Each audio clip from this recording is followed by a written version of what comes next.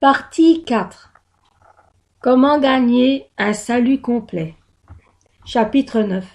Le secret de la foi. Premier, mes frères et sœurs. L'illustration du mariage. Éphésiens 5 à 31-32 dit: C'est pourquoi l'homme quitta son père et sa mère pour s'attacher à sa femme, et les deux deviendront une seule chair. Ce mystère est grand. Je dis cela par rapport à Christ et à l'Église. Lorsque les gens se marient, ils quittent leurs parents et le mari et la femme deviennent un, mes frères et sœurs. Ceci n'est pas réellement un secret, mais une connaissance ordinaire. Mais pourquoi dit-il que c'est un grand secret? Dans ce texte, il ne s'agit pas du mariage, ni des gens mondains, mais à propos de Christ. L'Église est de croyants. Il s'agit de la providence du salut au travers de la croix, qui avait été cachée avant le commencement des temps. Jean 8 à 44 dit: Vous avez pour père le diable, et vous voulez accomplir les désirs de votre père. 1 Jean 3 à 8 dit: Ceci qui commet les péchés, c'est du diable, car le diable pêche depuis le commencement.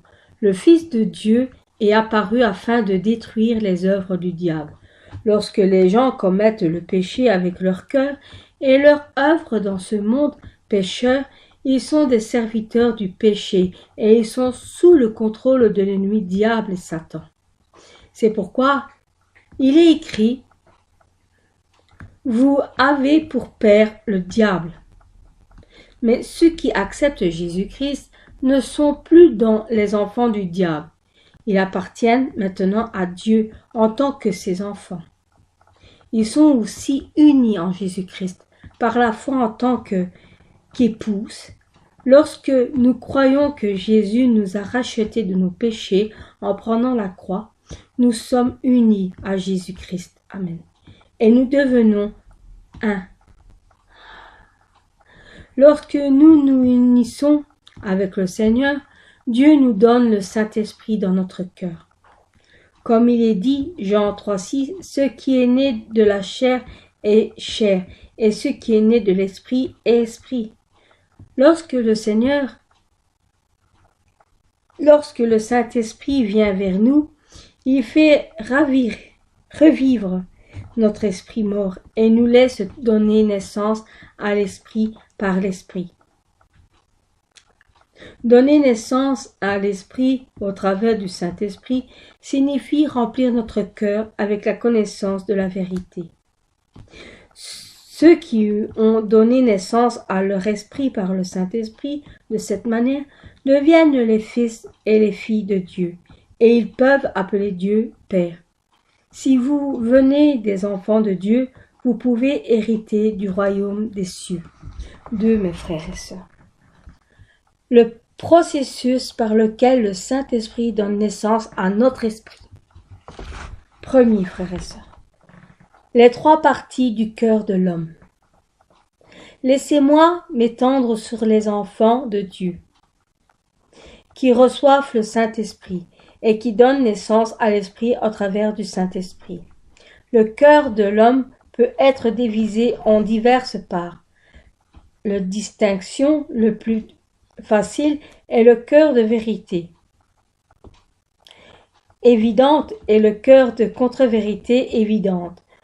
Pour rendre les choses faciles, c'est le cœur blanc et le cœur noir. Un cœur blanc et un cœur de vérité qui suit la vérité que Dieu a plantée en Adam. Au commencement, le cœur noir est le cœur de contre-vérité qui a été planté plus tard par l'ennemi diable Satan. Lorsque Dieu a d'abord créé l'homme, il a soufflé son souffle de vie dans l'homme, et aussi l'homme a reçu la semence de vie. Alors Dieu a planté la vérité dans l'homme. Ainsi, l'esprit d'Adam et son cœur étaient la vérité. Couvrant la semence de vie au commencement, le cœur d'Adam était uniquement un cœur blanc, qui n'était rempli que de la vérité. Mais depuis qu'Adam a commis un péché, sa communication avec Dieu a été interrompue, et l'ennemi diable Satan ont commencé à planter les péchés et le mal, l'injustice, l'absence de loi et le mensonge. Donc, dans le cœur d'Adam, le cœur blanc originel et le cœur noir planté par l'ennemi diable et Satan ont commencé à coexister. Et en plus de ces deux cœurs, une autre espèce de cœur a été formée. C'est la conscience. La conscience est formée de ce que vous faites entrer en vous-même, de ce que vous avez vu, entendu et appris sur la base de la nature que vous avez hérité de vos parents. La connaissance est le mélange de vérité et de contre-vérité, et elle sert de standard pour juger différentes valeurs. En résumé, le cœur de l'homme peut généralement être divisé en trois parties. Le cœur de vérité, le cœur de contre-vérité et la conscience. En fait, le cœur de vérité qui avait été originellement planté par Dieu est devenu une rareté dans ce qui reste. Cette conscience est différente d'une personne à une autre, entre des différents domaines et des périodes différentes. Donc, si quelqu'un a dit quelque chose qui est juste selon sa conscience, cela ne peut pas être considéré comme juste par toutes les autres personnes. Il y a des gens qui ont des doutes, même au sujet du mensonge le plus trivial, alors qu'il y a d'autres personnes qui n'ont aucun regret, même après avoir causé de tels troubles aux autres avec leurs gros mensonges. Certains pensent que ce n'est juste de rendre le mal pour le mal, alors que d'autres ne peuvent pas rendre le mal pour le mal, même s'ils sont très fâchés.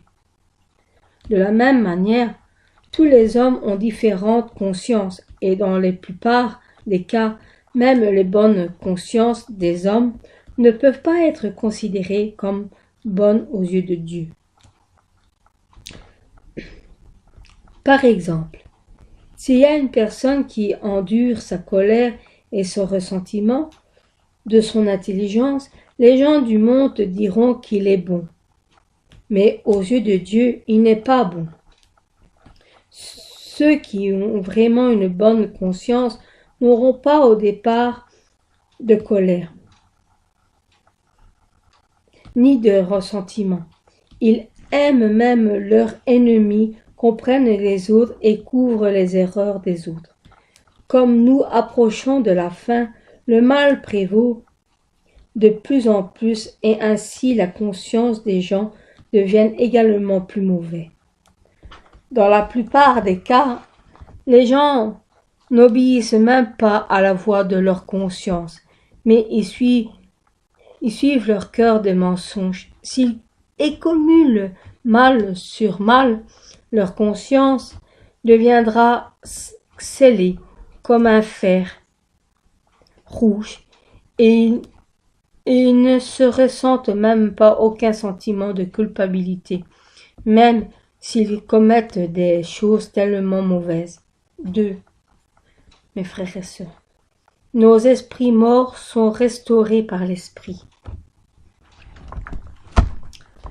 Je vous ai dit que l'homme a la semence de vie qui a été donnée par Dieu dès le commencement. La semence de vie peut être activée uniquement lorsqu'elle communique avec Dieu et que la vérité lui est fournie. Mais à cause des péchés d'Adam, la communication avec Dieu a été coupée et la contre-vérité est entrée dans le cœur. À cause de cela, 3 cœurs différents ont commencé à entourer la semence de vie. Parmi les 3 cœurs de contre-vérité qui entourent la semence de vie, l'a amenée à devenir inactive, comme la semence de vie ne pouvait plus demeurer active, elle était devenue comme morte. Dans cet état dans lequel la communication avec Dieu était coupée, la semence de vie est inactive et entourée de contre-vérités. C'est ce que nous voulons dire lorsque nous disons que l'esprit de l'homme est mort. Mais ce n'est pas que la semence de vie est complètement morte. Elle est inactive, mais elle est autant le jour de son réveil. Alors, quand l'esprit de l'homme va-t-il revivre? C'est lorsque nous recevons le Saint-Esprit, lorsque nous entendons l'évangile, la lumière de Dieu, la vie et que la vérité est montrée dans notre cœur. Alors le cœur de la vérité, qui demeure dans notre cœur et le bon cœur, accepte cette lumière et accepte Jésus-Christ comme sauveur. Alors, Dieu envoie le Saint-Esprit dans notre cœur et ce Saint-Esprit se mélange avec la semence de vie dans notre cœur. Dans le cas de ceux qui ont beaucoup de contre-vérités et donc la conscience est souillée, leur semence de vie est fortement entourée de contre-vérités. Et il est difficile pour la lumière de vérité d'entrer. Plus ils ont de vérité dans le cœur et plus ils ont bonne conscience, plus facile sera pour ceux d'accepter l'Évangile et de naître de nouveau par le Saint-Esprit. Dès que nous recevons le Saint-Esprit, la semence de vie commence à travailler. La communication avec Dieu qui avait été interrompue depuis la chute d'Adam recommence et la naissance de la vérité nous est à nouveau fournie. Le cœur qui est rempli de contre-vérité ou de haine, d'orgueil et de querelle, de colère ou d'adultère commence maintenant à être rempli de vérité, d'amour, de service, d'humanité et de paix. Amen. Cela est le processus de donner naissance à l'Esprit par le Saint-Esprit. Et ce que nous devons faire dans ce processus est de prier. Alors que nous prions avec toute notre force, nous pouvons recevoir la grâce de Dieu et la force de haut pour chasser toute contre-vérité de nos cœurs. Comme nous continuons à faire cela, le cœur vérité gagne de plus de force. 3, mes frères et sœurs. Chassons la contre-vérité et les pensées charnelles. Amen. Mais si nous prions pas, nous resterons des hommes de chair. Mais si nous paraissons fidèles aux œuvres de Dieu, nous ne pouvons pas donner naissance à l'Esprit par l'Esprit, par le Saint-Esprit. Ce seront seulement un enthousiasme et une bonté charnelle, mais malgré que nous prions très fort. Cela n'a aucune utilité si nous ne brisons pas nos pensées charnelles et leur environnement. Le Saint-Esprit remue notre cœur de vérité à suivre son désir et Satan contrôle le cœur de contre-vérité au travers de l'âme, c'est-à-dire nos pensées. Si nous avons plus de contre-vérité avant que nous ne recevons les œuvres du Saint-Esprit, nous étions aptes à recevoir les œuvres de Satan au travers de nos pensées, qui nous conduisent sur le chemin de la destruction. Malgré que nous écoutions beaucoup de vérité et que nous avions prié pendant longtemps, à moins que nous ne chassions nos pensées charnelles et les théories, nous ne pouvons pas suivre les œuvres du Saint-Esprit. Malgré que nous prions, nous avons de la détresse dans notre cœur. Et nous ne pouvons pas expérimenter les œuvres de Dieu. 2 Corinthiens 10-5 dit « Nous détruisons toute hauteur et tout raisonnement qui s'oppose à la connaissance de Dieu, et nous amenons toute pensée et active et l'obéissance à Christ. » 4. Mes frères et sœurs. Chassons le mal caché dans la conscience. Malgré qu'au travers des prières, nous chassions le cœur des contre-vérités, des 3 types de cœur. Ce n'est pas la fin du raffinage. Après cela, nous devons chercher et chasser tout mal de notre conscience qui est caché dans notre nature. Je vous ai dit que la conscience est formée de ce que nous imaginons, de ce que nous voyons, entendons et apprenons, basé sur ce que nous avons hérité de nos parents.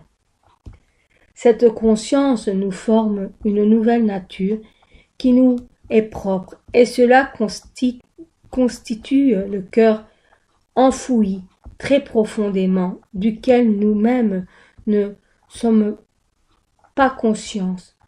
La contre-vérité dans notre nature n'est pas un accord avec la justice de Dieu, mais avec nous-mêmes, et elle nous semble très correcte, et c'est donc difficile de la trouver pour la chasser.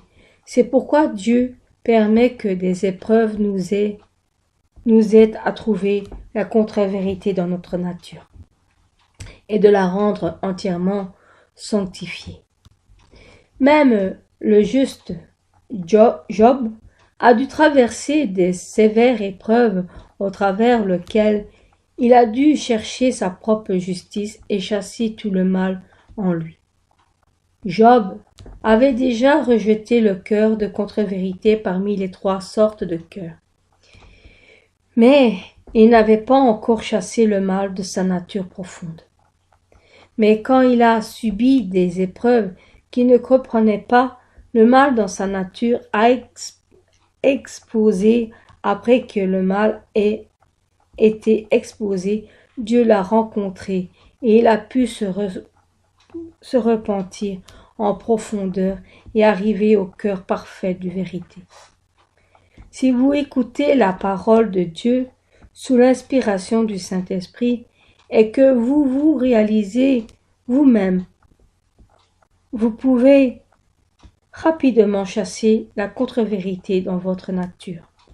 Mais peu importe combien vous lisiez la parole de Dieu, si vous pensez qu'il s'agit d'autres gens et que vous ne les réalisez pas en vous-même, la croissance de votre foi sera lente, mais après un temps très long, dès que vous chassez le cœur de contre-vérité et aussi les contre-vérités de votre nature, il ne reste plus que le cœur de vérité.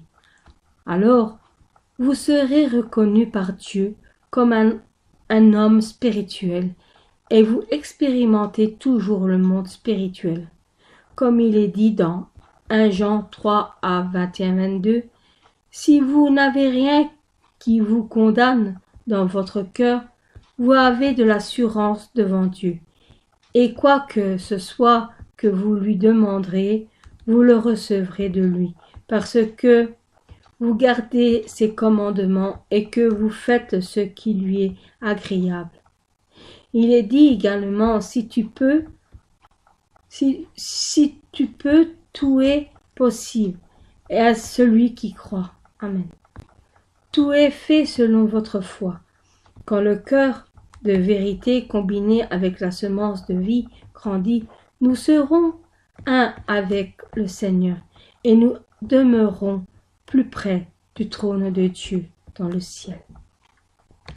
5. Mes frères et sœurs. 1 avec le Christ. Amen. Comme il est dit, ce mystère est grand. Nous avons appris le processus pour être unis avec Christ, qui est porté la croix et a ouvert le chemin du salut pour nous, et gagnons la vie éternelle. Les croyants qui acceptent Jésus-Christ ont quitté ce monde qui est contrôlé par le diable et ont été unifiés avec le Seigneur, notre époux. Tout comme une nouvelle vie est conçue lorsque la semence de vie se rencontre, lorsque les croyants s'unissent par la foi avec Jésus-Christ, notre époux, nous avons la vie éternelle.